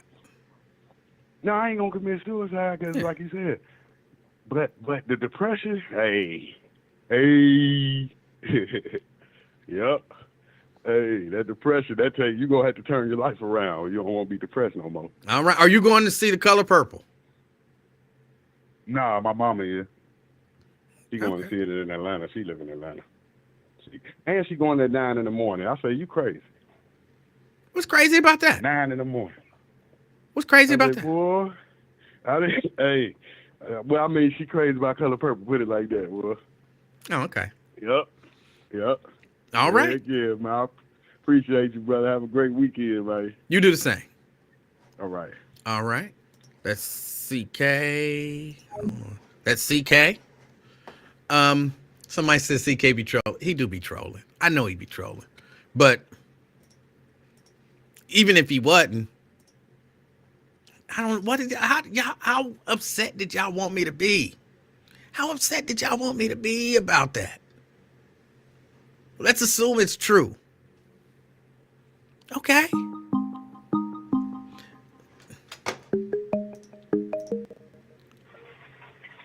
Caller?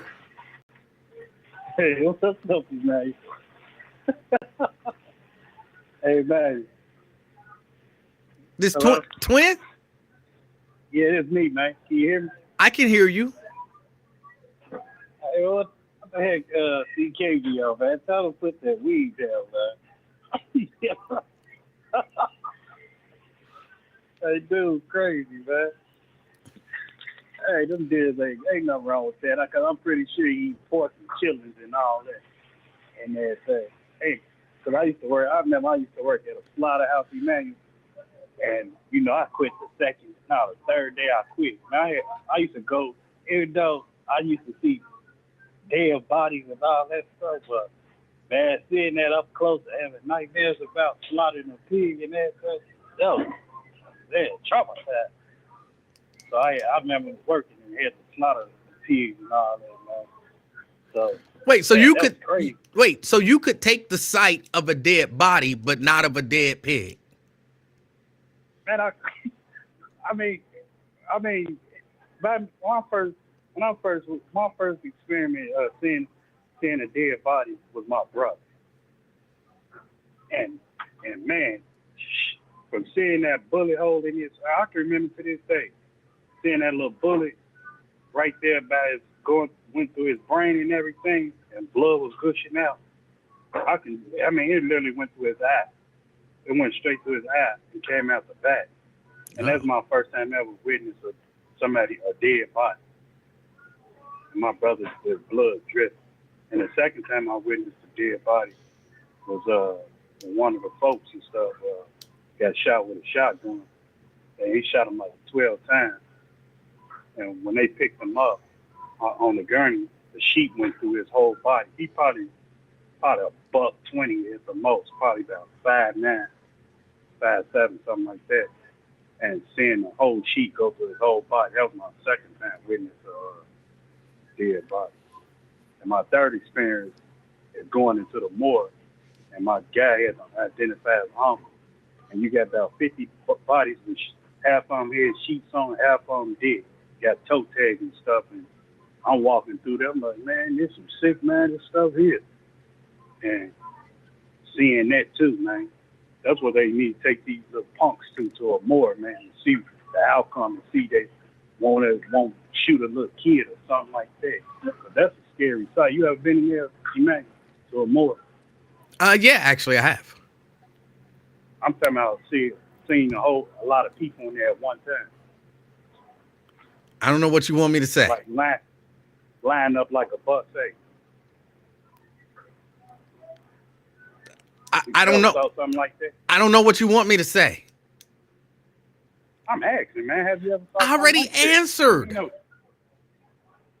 You probably saw 2 or 3 bodies. I'm talking about whole lab full of warehouse type stuff. I don't know how many bodies were there. I wasn't really paying that much attention. I didn't count. Oh, yeah, like who was that saying? Fang. Like Fang was saying, man. Cecil was a yes sir man, yes master, and all that Uncle Sam type person. I don't care nobody tell him. Like I said, hey man, if I want to say something to leak and snitch on you, I'm telling you right now. Ain't called snitch, called accountability. I'm telling you right now to your face, or on this phone and stuff. I'm gonna tell on you, man. I'm gonna tell Licky what you said. So in case I bring it up on this show, you ain't got to bring it up on me, man, because I already told you I'm gonna snitch on you. All right? You got that? Look, I'm telling you, just like anybody else, y'all can tell Lincoln this show is out there. It's public. I put it out there public. Nobody is, blocked from seeing it. Anybody on the planet can see it. So, right. I'm just saying, man. If I ever like joke around or something, because I just joke. I don't mean no harm, whatever. It's just to have fun. yeah. But if I'm telling you right now and everything, I'm telling you, you ain't got to say, oh, so somebody say, oh, twin snitch on you, Lincoln show. I'm telling you right now, I'm gonna tell or something like that. So if you ever hear somebody say that, yeah, I said it, so what? But why would you tell? But why would you tell? What do you get out of it? I don't get nothing out of it. So why would you tell? But I wouldn't do it, though. I'm just joking. I wouldn't do it, though. I had to joke with you. I can't joke, man. Yeah, I'm just asking because people do, and I'm asking. I don't understand what people get out of it. So, maybe you would be able to help. So they get out of it. So, he go, oh, he said that? Oh, yeah? And then he'll come back home. That's why his ass ain't here now. Like, wink, wink, go take the shot.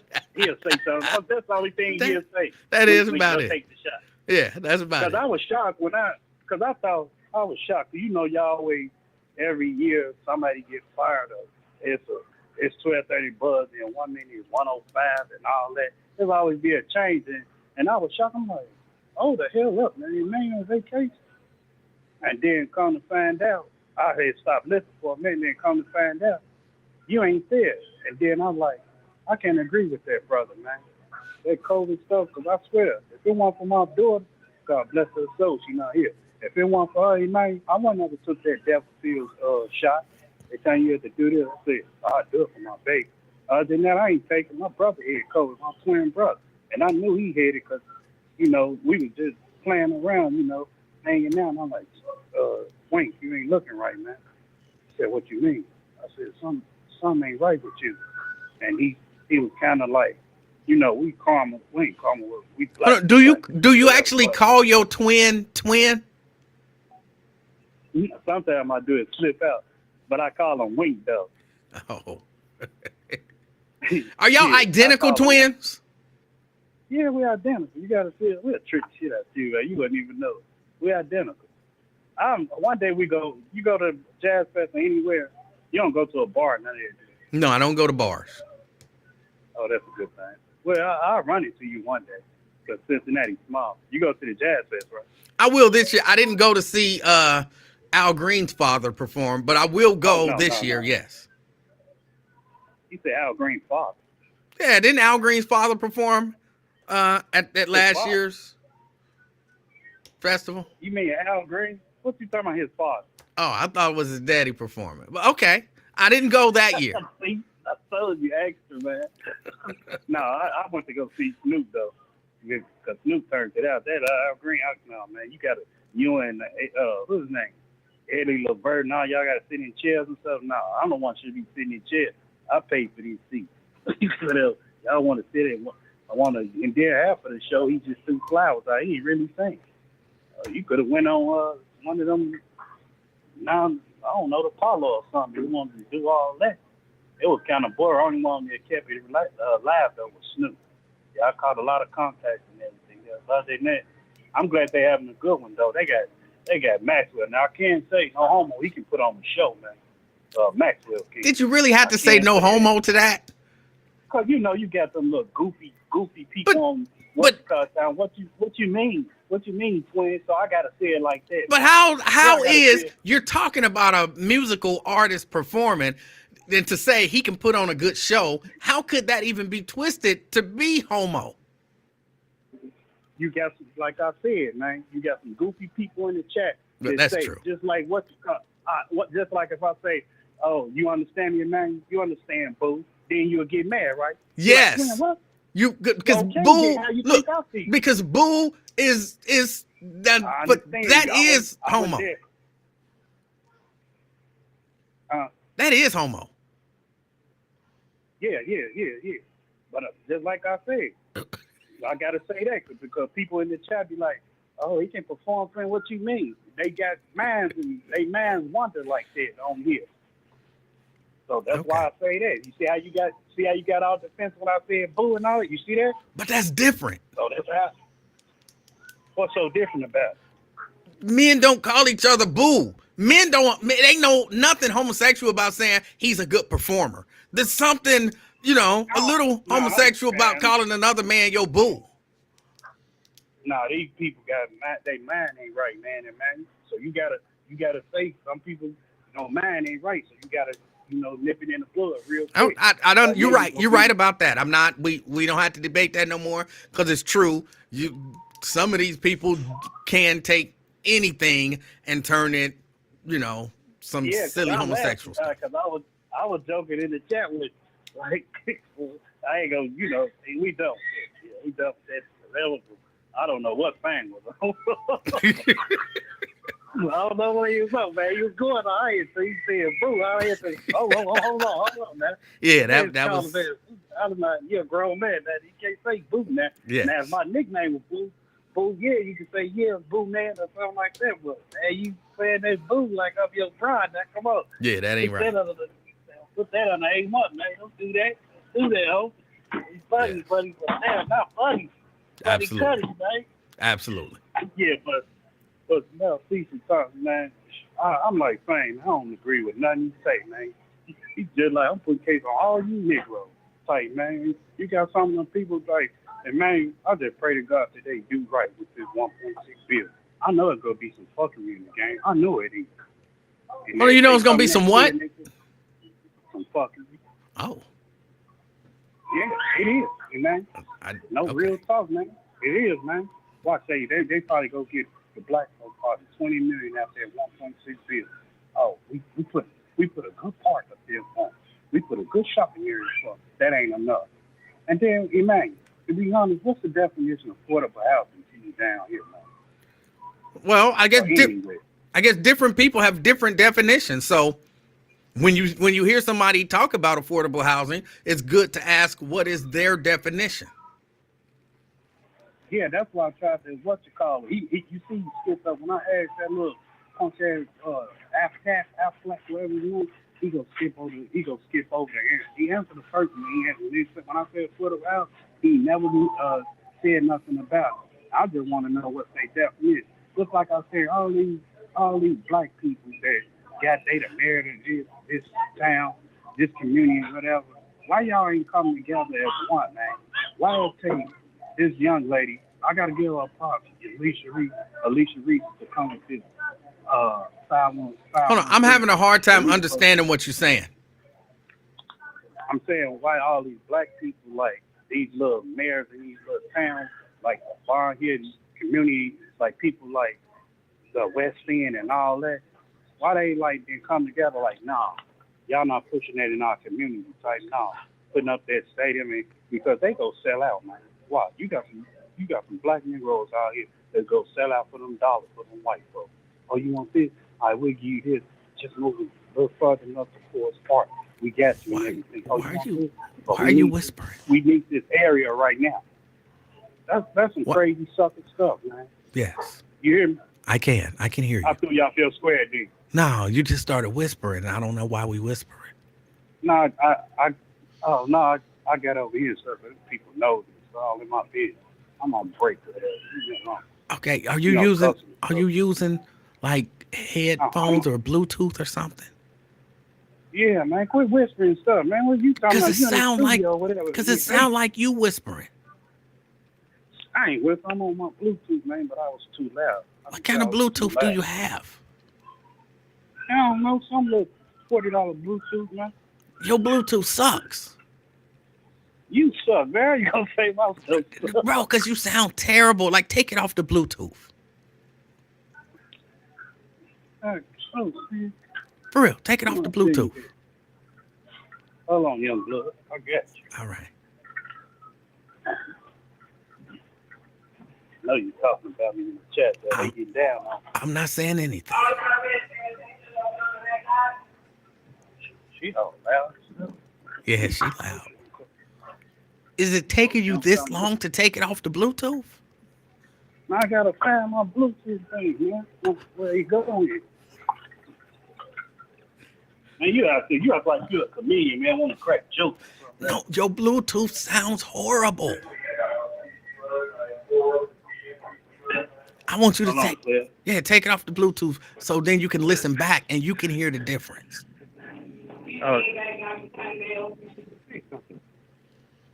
Hello, you hear me? I can hear you now. Yeah, what I was saying, you threw me off my square. What I was saying now. Now you whispering.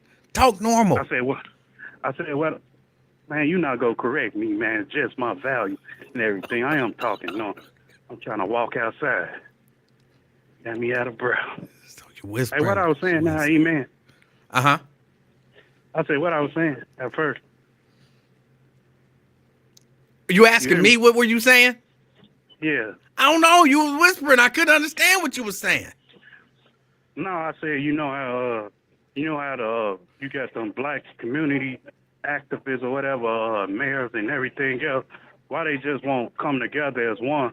And it took Alicia Reese, 513, and stuff to come up with that bus when the black folks should have been came up to help out a community and everything. Just like it's a setup with that 1.6 billion, man. I think they go mess the black people up. They probably, just like I was just saying, they probably give them like 30 million out the whole deal. There's something in it with that, man. It's a trick to it. Okay. Don't you agree? I don't know.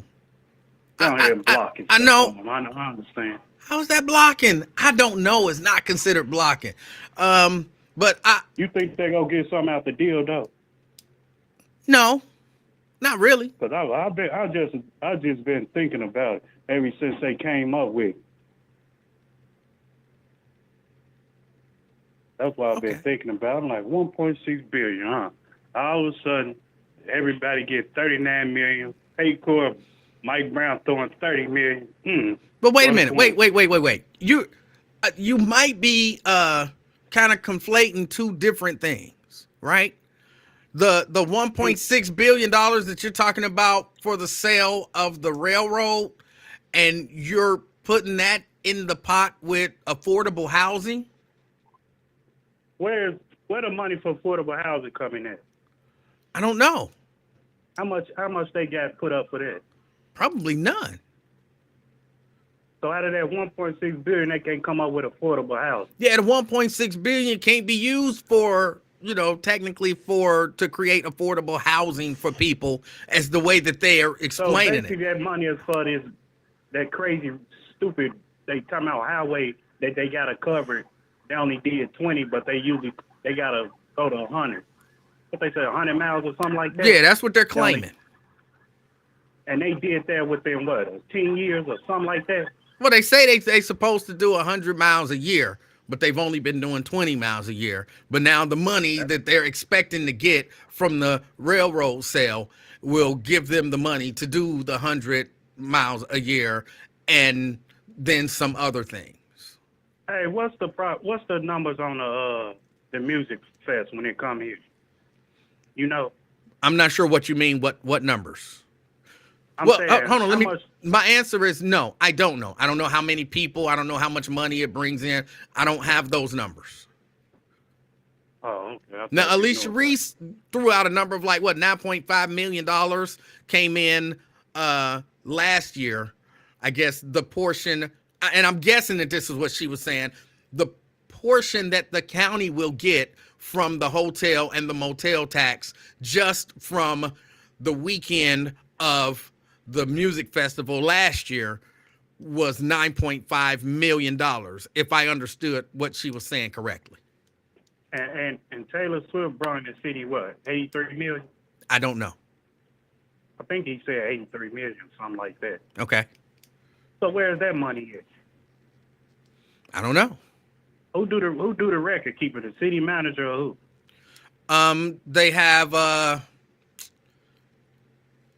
gonna City say that the treasurer. treasurer. Yeah, probably the treasurer, but I'm not 100% sure exactly who would be the person for the city, and I'm certain it's a different person for the county to figure all that Will stuff out. Burton dude was treasurer, man. Maybe he can keep up with the money. You They wish who should've was put the him on treasurer? that.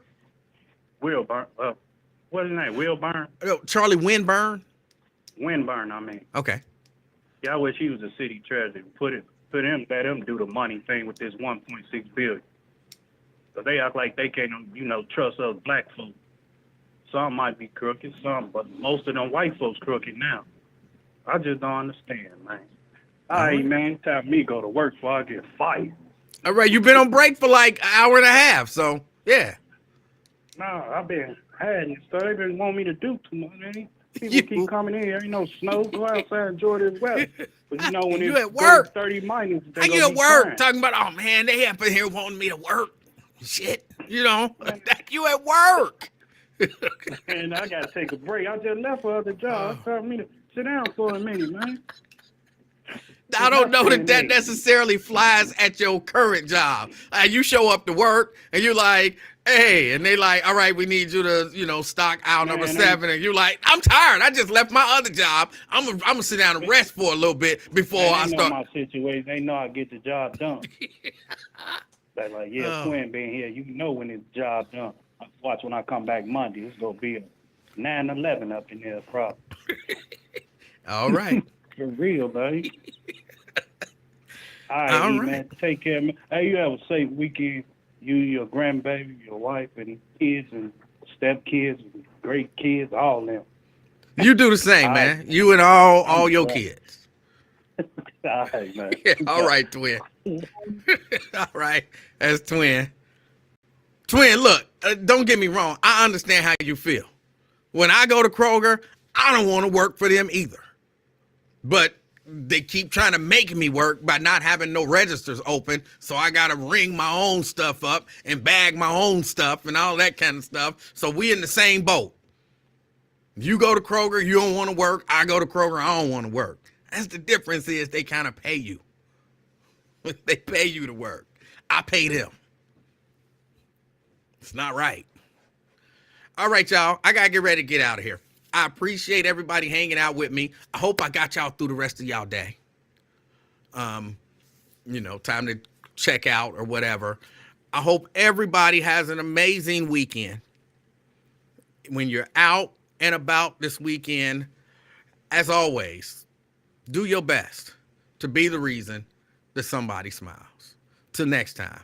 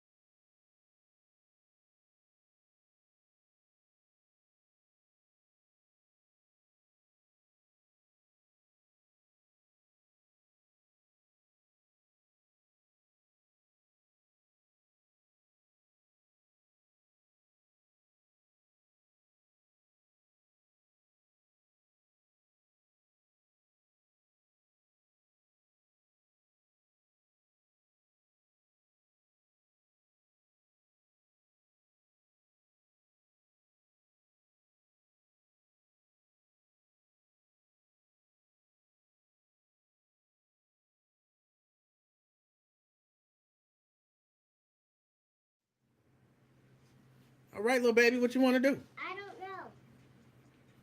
We got to come up with something to do. What you want to do? I don't know.